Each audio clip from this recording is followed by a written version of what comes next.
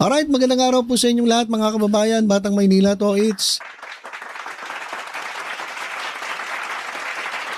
Akala ko ba magkaibigan itong mga Lebiste, itong mga Ligarda at itong si Boying Rimulya.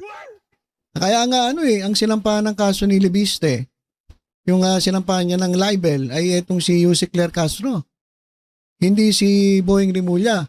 Na kung saan si Boying Rimulya naman talaga ang source ng statement na etong si Kong Ngao Ngao, etong si Lebiste ay nagbenta ng franchise.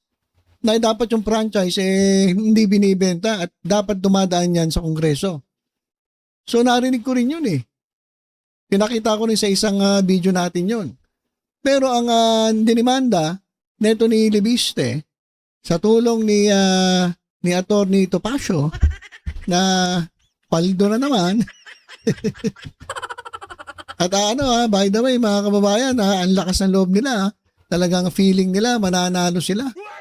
Oh, sinisigil na nga si Claire Castro ng 110 million eh. Biruin mo yan. Ang lakas ng loob na itong dalawa ni Lebiste sa kanito Pasio. Na sigurado daw sila na mananalo sila. Kaya magbayad na raw itong si Claire Castro, manahimik na raw, magbayad na raw ng 110 million at ipamimigay niya yung 110 million dun sa mga saan ba yun? Sa biktima ng flood control anomalies. Yung sinasabi ni Lebiste. So, rin to si Lebiste, pa-epal din talaga eh. No? Kasi ang bata pa eh. Ang bata pa. Feeling ata nito genius siya eh. Tinawag nga ni Rimulya na batang batang genius ba to?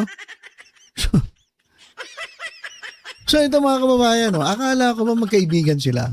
Kasi sabi niya ni Lebiste, ginagalang niya si Ombudsman Rimulya at kaibigan ng nanay niya, kaya hindi niya dinimanda. Pwede ba yun? Porque kaibigan mo, hindi mo dinimanda. Yung iba, idinimanda mo. Na kung si Yusek Claire Castro, nagbase lamang dun sa sinabi ni Attorney Boy, ni Ombudsman Boying Rimulya. So itong dalawa na sinasabi Shurubin, tagilid dyan mga kababayan. Tagilid dyan. Saka may naipanalo namang kaso to si Attorney Topacio. May nababasa ako. Lagi daw talo yan mga kababayan. Malay mo, di ba? Pero ipaglalaban ni Yusek Claire Castro ang kanyang sarili. At nung tinanong si Yusek Claire Castro, ano ang tingin mo, mananalo ka ba? Siyempre, mananalo ko. Nang sabi ni Yusek Claire Castro kasi ang dami ng interview dito kay Lebiste na na sinabi niya na inamin na niya na binenta niya, nagbenta siya ng mga kumpanya. So, ito mga kababayan, doon sa programa dito mga kababayan, nilaglag ni Boying Rimulya. Etong mismong si Ligarda at etong si Boy Genius. Etong si Kong Ngao Ngao, etong si Lebiste. Masabi ni Boying Rimulya, may kakuntsaba yan sa taas. Naku. Bakit ayan si Rimulya nagsasalita. Bakit hindi mo maidemanda? Kong Ngao Ngao, Congressman Lebiste. Ba't hindi mo mademanda itong si Ombudsman Rimulya? Na ngayon nagsasalita na naman, may sinasabi na naman, meron ka raw kakuntsaba sa taas. Pwede mo na naman siyang kasuhan ng libel kasi sinisiraan ka meron ka raw kakuntsaba sa taas. Bakit hindi mo siya mademanda? Ngayon pag pinag-usapan ng mga vlogger, yung issue na yan na sinabi ni Boying Rimulya, yung mga vlogger ang ididemanda mo? Anak ng teteng ka naman. Usually kapag sa mga vloggers, pinag-uusapan lang nila yung issue na inopen ni Ombudsman Rimulya at nagre-react lang ang mga vloggers. Kagaya ni Yusek Claire Castro. Pinag-usapan nila doon sa vlog nila ano bang tawag na? Kasi abogado si Claire Castro. So ano ang implikasyon niyan pagdating sa batas? 'Di ba? Kaya nga batas with Attorney Claire. So kami naman nagre-react dito sa sinasabi ni kung sino-sino man mga politiko. Katulad na ito, sinabi ni Boyeng Remulla, o isinishare ko lang sa inyo, na sinabihan ka na merong kakuntsaba sa taas. Eto, basahin natin itong report. Ayan, highlight ko na para masundan nyo. Pinahayag ni Ombudsman Jesus Crispin Boyeng Remulla na umano'y may connection. Nako. Ito. Baka sabihin mo ako nagsasabi. Hindi, binabasa ko lang yung report ng sinabi ni Ombudsman Remulla. Baka sabihin mo ako nagbibintang sa'yo. Hindi.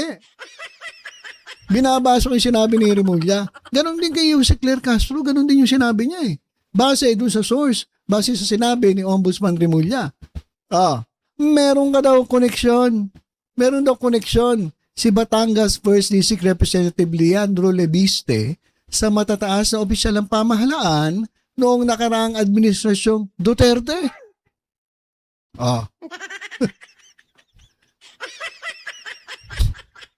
Pag pinag-usapan na naman ni Claire Castro to, sabihin mo naman na sasampa mo na naman ng kasong libel. Yung mga vloggers na pinag-usapan to, sasampa mo ng libel. Dinidiscuss lang naman namin yung sinabi ni Ombudsman Jesus Crispin Boyeng Remulla. Sabi niya, ikaw, ay may koneksyon sa matataas na opisyal ng pamahalaan ng nakaraang administrasyong Duterte. Kaya mo nakakuha yung franchise. At hindi lang basta-basta franchise yan. Exclusive franchise. Idemanda mo ba si Boyeng Remulla, si Ombudsman? Sabihin mo naman, hindi ko ididemanda yan. Kaibigan niya ni Mami. Ginagalang ko yan.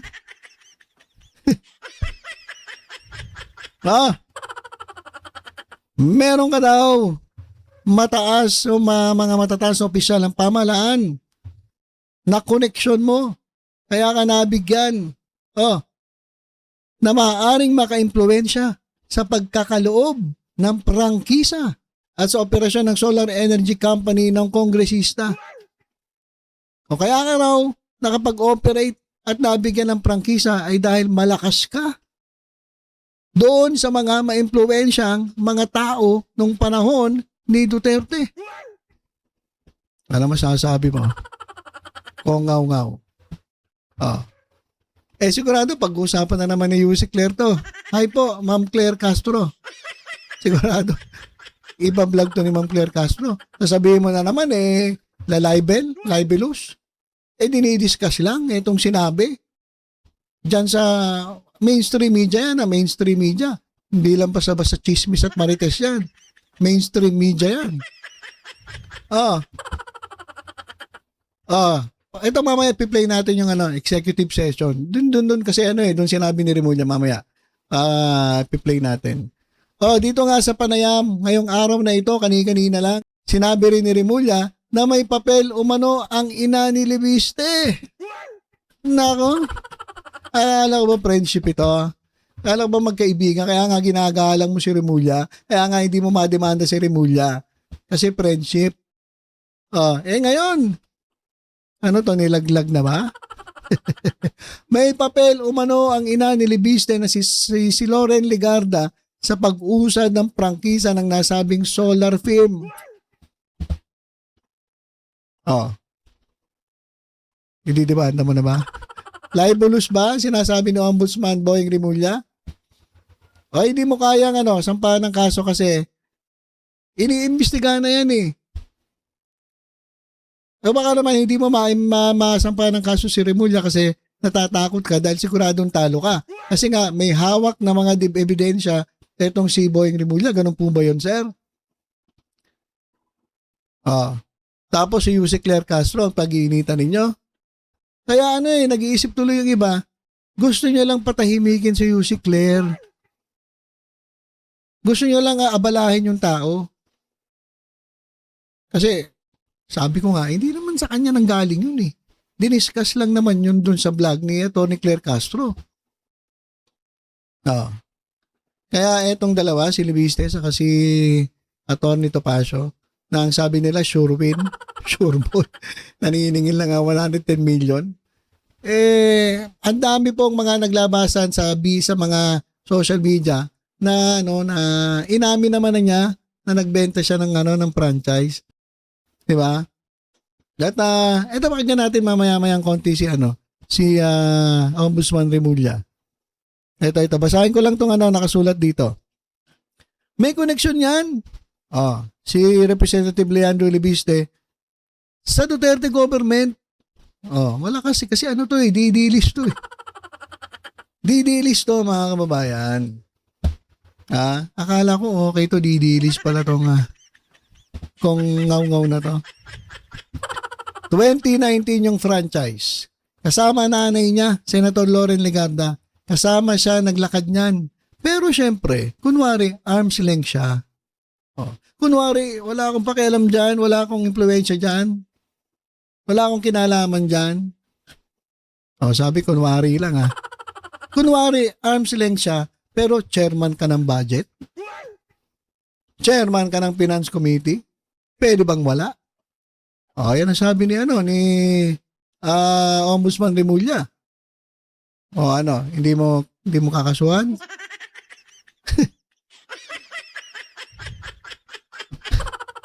Kakasuhan mo yung iba. Pero si Ombudsman hindi. Bakit? Takot ka kay Ombudsman. Dahil may hawak ba silang ebidensya? Kasi lakas ng loob nagsalita ni Ombudsman Remulla. Bakit? Kasi alam niya siguro na talagang meron.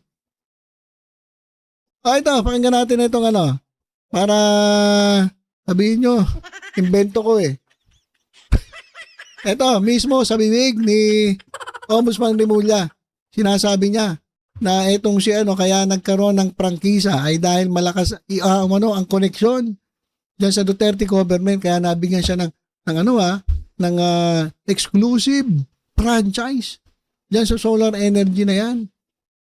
Ito, pakinggan natin si Ombudsman Boyeng Remulla. Patay na yan. Walang pupunta dito. Tapos maglalagay ka pa ng sinasabi nilang genius na bata na yon na gumawa ng solar. Kalokohan. Genius. Genius na bata. Kalokohan daw.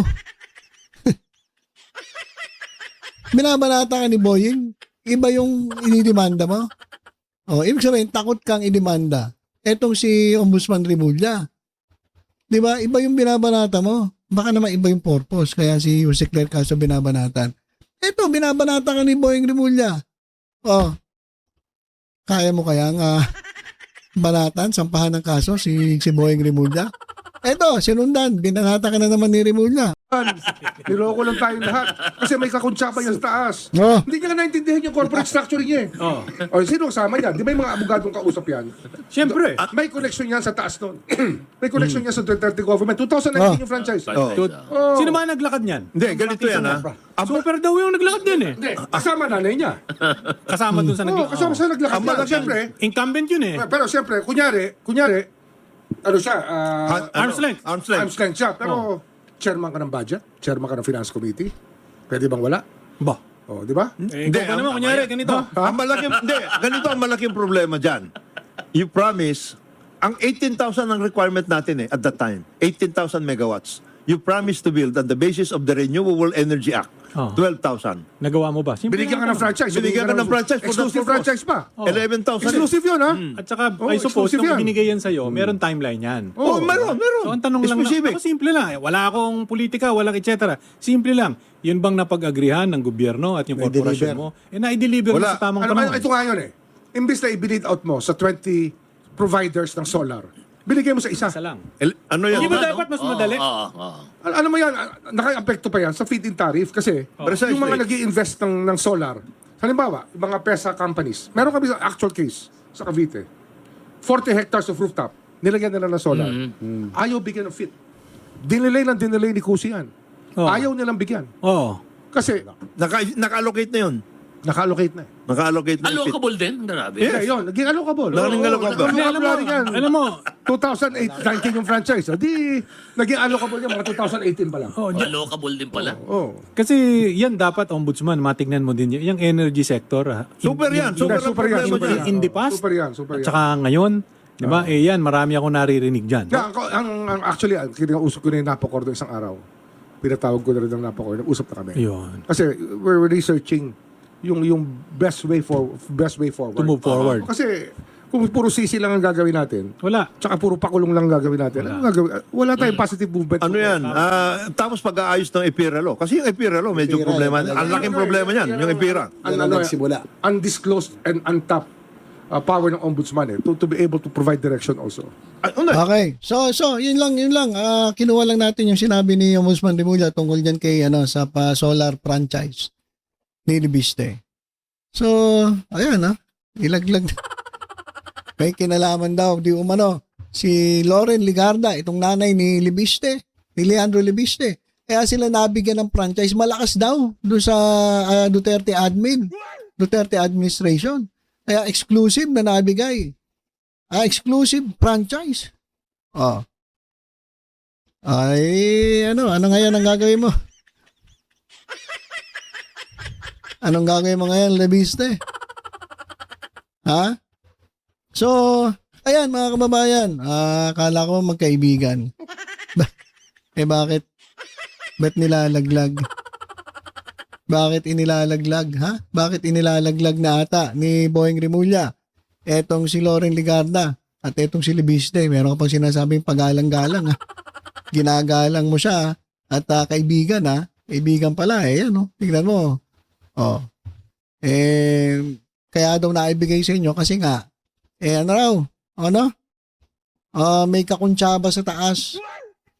Hindi na lang sinabing may kaibigan, kakuntsaba talaga eh. Kasi pag sinabing kakuntsaba, parang kalokohan eh.